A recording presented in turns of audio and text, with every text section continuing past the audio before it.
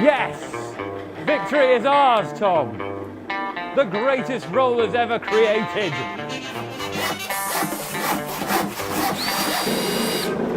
Rollers are great for training, but they can cost quite a lot, £100 or $160. So, here's how to make a set of rollers for just £20 or $32. Behind me is GCN's Head of Engineering, James. He's going to show us how it's done. Can you bunny hop off, Tom? So you will need to construct your roller masterpiece, 2 pieces of 4x2, which is 10 centimetres by 5 centimetres if you're working on metric, 6 of these right angle brackets, a puncture repair kit, an inner tube, a couple of cheese lids, 3 rolling pins. These are basic IKEA rolling pins, but you can, if you want to, upgrade to slightly wider rolling pins, which will make your rollers easier to ride on. Or get some with stainless steel bearings in, which will make them smoother and possibly slightly less flammable. James, I'm guessing this one is going to need a bit more than just a set of Allen keys. Tom, this is very serious. It involves saws, you've got to not cock around. Well, first and foremost, most importantly, we need a pencil, which lives behind your ear. You'll need a tape measure, a drill, a screwdriver, a saw, and a pair of scissors. Right then, James, let's get started. Okay, so the first thing we're going to do is we're going to cut our pieces of 4x2 down to being 150 centimetres or 5 foot long. How do you arrive at that? Do you vary it depending on your bike? It's pretty much the same depending on whatever bike you've got. Unless you've got an absolutely enormous bike or a child's bike, you'll be okay with about 150 centimetres or, yeah, say 5 foot. Most modern saws have got a 90-degree angle on them, so it's pretty easy to work out where you need to cut. So you just put it against your line there, draw a line across. That's going to get a pro tip graphic. Turn your piece of wood over, draw another line like that. There we go. Now we've got a cut here. So, just to recap, you want to cut your lengths of 4x2 into 2 pieces of 150 centimetres or 5 feet. That's right, now we need to work out how wide the frame needs to be so you can fit your rollers in. Okay, so, well, we've got our piece of wood here. We need to make sure that it's not that close because then our rolling pin won't turn.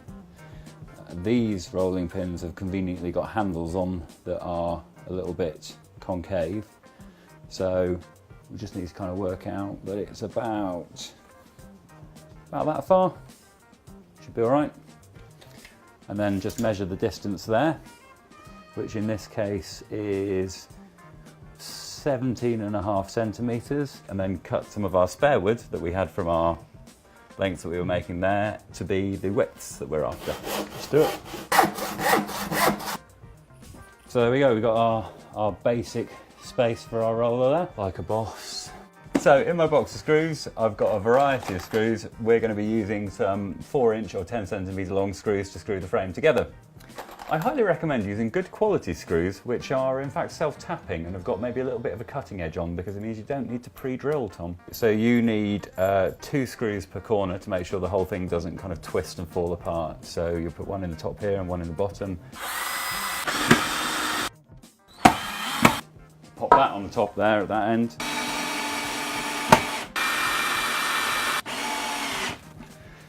Cool. We've got our frame, Tom.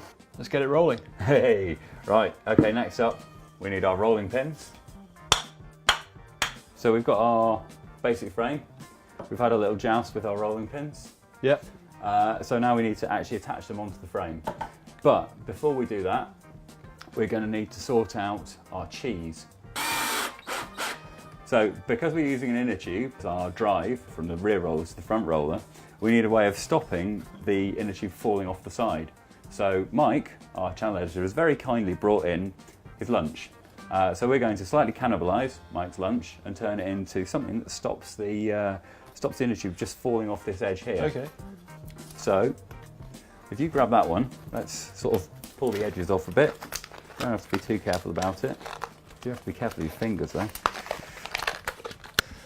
So we need to put one of these on the rear roller if you're using a 29-inch inner tube. and then we need one on the front. So basically we need 2 rolling pins with these stuck on them.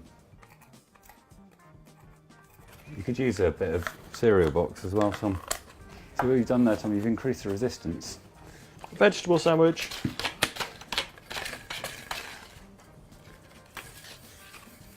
Sorted.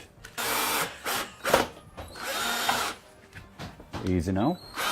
To attach our drive chain or our drive system, which is an old inner tube. So what we need to do is to take an old inner tube or a brand new inner tube and then chop the valve off. Here's one I made earlier. Wicked! We've removed the valve, so we've cut around it and then we've patched over the hole that's left. Now we're going to keep this pin quite close to the back here. And it's time to start screwing things down. So got our right angle brackets, just give them a bit of a bend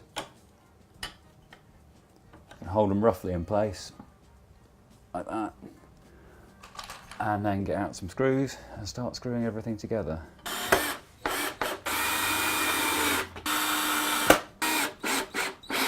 Okay, so the second roller we're going to put 30 centimetres or a foot away from the centre of this roller here. And that gives you just the right distance between the two for most bike wheels to fit in, so that it will be moving the rollers around. But of course, if you don't trust us that a foot or 30 centimetres is the right distance, you can always just pop your bike in and check that it is right. Cool. But it is.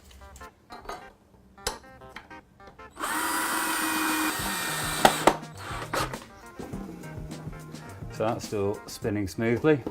For this bike, Tom, we're going to need to put the roller, if you just drop that down, about there.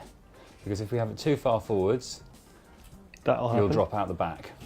Probably the easiest way to do this will be to screw in one side of these first, yep, and then we can stretch the band over it and then screw in the other side of it so that it'll be held in place. Do you want the band over now? No. Like that. And we can put our band through like that and stretch it in place there. Awesome. If you make a bit of a mistake on how far across you've got something, just undo it a bit and give it a tap. DIY Mavericks. Just move the roller band across a bit. Yes! Victory is ours, Tom! So these rollers won't be anywhere near as good as a set that you can buy from the shop. They've got a lot of resistance and they're basically all round rubbish, but you can build a set of rollers for £20. Now we'd love to hear from you guys to see how you think we can improve these, what we could do better, how we can stop them catching fire, because with the power that Tom puts out, they might fall apart. So share them with your friends, let us know what it is that you think we can do to make these rollers better in the comments down below. God, bloody hell. Pretty in pink.